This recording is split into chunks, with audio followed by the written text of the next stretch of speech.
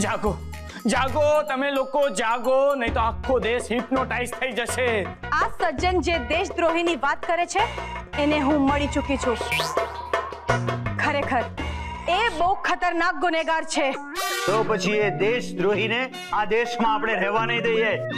હા, એને અહીંયાથી ભગાડીશું. ભગાડીશું નહીં, એને ઉખાડીને ફેંકી દઈશું. શું થઈ રહ્યું છે? હું કંઈ કરી શકું? શું આપણા દેશ પર કોઈ વિઘ્ન છે? એમ સમજો અર્જુન કે હવે હસ્તિનાપુર ઉપર દુર્યોધન રાજ કરશે. ના, કદાપી નહીં. શાબાશ વીર અર્જુન, શાબાશ. જુઓ, એ સલ્લીભાઈની ચાલમાં હું પણ એકવાર ફસાઈ ચૂકી છું, પણ આ વખતે આપણે બધાએ સાથે મળીને એ દુશ્મનને હરાવવાનો છે. મારી પાસે બ્રહ્માસ્ત્ર છે, ચિંતા કરવાની કોઈ જરૂર નથી. શાબાશ દોસ્ત, શાબાશ. પણ દુશ્મનને ક્યારેય નબળો નહીં ગણવાનો. એટલે આપણે બધા સાથે મળી અને પ્લાનિંગ કરશું કે દુશ્મન પર કોણ કેવી રીતે હુમલો કરશે. બરાબર છે જનરલ સાહેબ. અને આ તમે ઓપરેશન દેશદ્રોહીના ઇન્ચાર્જ છો, તો પ્લાનિંગ શરૂ કરો. યસ, પ્લાનિંગ શરૂ. તો સાંભળો.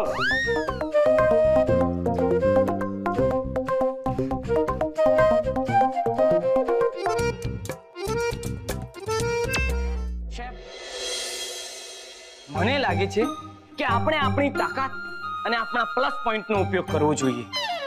યસ, અને મારો પ્લસ પોઈન્ટ એ છે કે હું બહુ સરસ રીતે વાત કરી શકું છું. મેડમ, એક રીતે જોવા જઈએ ને તો નેતાઓના માઇનસ પોઈન્ટ છે. એ લોકો ફક્ત વાત જ કરી શકે છે. તું મને ટોન્ટ મારે છે? ના ના, હું તો સીધું જ કહું છું. સીધી વાત કરનારા મને પસંદ છે. Thank you madam. હવે આપણે આ ફાલતુ વાત નહીં કરીએ અને એ વિચારીએ કે આ શેફ ગીતા, જનરલ અભ્યંકર અને સંદીપનો શું પ્લસ પોઈન્ટ છે અને એ લોકોને આ પ્લાનમાં કેવી રીતે ખેંચી શકાય. અભ્યંકર આર્મીમાં હતા, એટલે દુશ્મનો વિરુદ્ધ કઈ ચાલ ચાલવી જોઈએ એનું પ્લાનિંગ એમને જ કરવા દેવું જોઈએ. એમનો આર્મીનો અનુભવ અહીંયા કામ આવશે. હા મેડમ, આ એકદમ બરાબર બોલે. એક મિનિટ મેડમ. અભ્યંકર સ્ટ્રેટેજી. અને ગીતા શેફ રસોઈ બનાવવામાં એક્સપર્ટ છે. જો એમની રસોઈ બનાવવાની રીતને એ એમના શસ્ત્રની જેમ ઉપયોગમાં લે તો સલ્લીભાઈ મુશ્કેલીમાં મુકાઈ જશે. મેડમ, આ વાત એકદમ સાચી બોલ્યા તમે. અને મેડમ, મેં તો સાંભળ્યું છે કે ગીતાની રેસીપીથી તો દુશ્મન તો ઠીક, પણ આજુબાજુના બધા લોકો પણ ડરે છે. સરસ. તો પછી દુશ્મનોની શું હાલત થશે? ખાસ કરીને એમને ગીતા શેફની રેસીપીઓ વિશે કંઈ ખબર જ ના હોય ત્યારે. બરાબર બરાબર. ગીતા શેફ, વાનગીઓનું શસ્ત્ર. અને સંદીપ? સંદીપ ઉર્ફ અર્જુન. સંદીપનો પ્લસ પોઈન્ટ છે મેડમ એની હિંમત અને એનો દેશ પ્રેમ. સાચું બોલે મેડમ, એનો દેશ પ્રેમ તો કમાલ છે. એક મિનિટ મેડમ. સંદીપનો દેશ પ્રેમ. Yes madam. જુઓ, કાગળ ઉપર આપણી ટીમ તૈયાર થઈ ગઈ છે. તો હવે આપણે સૌ સાથે મળીને દુશ્મનને હંફાવવાનો છે. યસ.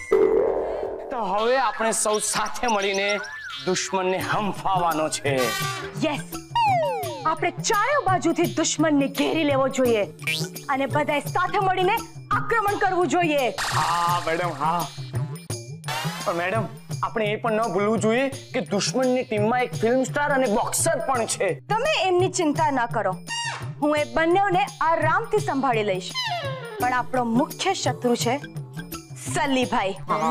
આ વાત તમે એકદમ સાચી બોલ્યા મેડમ. સલ્લીભાઈ પાસે એક વસ્તુ છે જે દેશ માટે ખતરો છે. સલ્લીભાઈએ એ વસ્તુ જ્યાં પણ સંતાડી છે, આપણે ત્યાંથી શોધીને એ વસ્તુને કબજામાં કરવાની છે.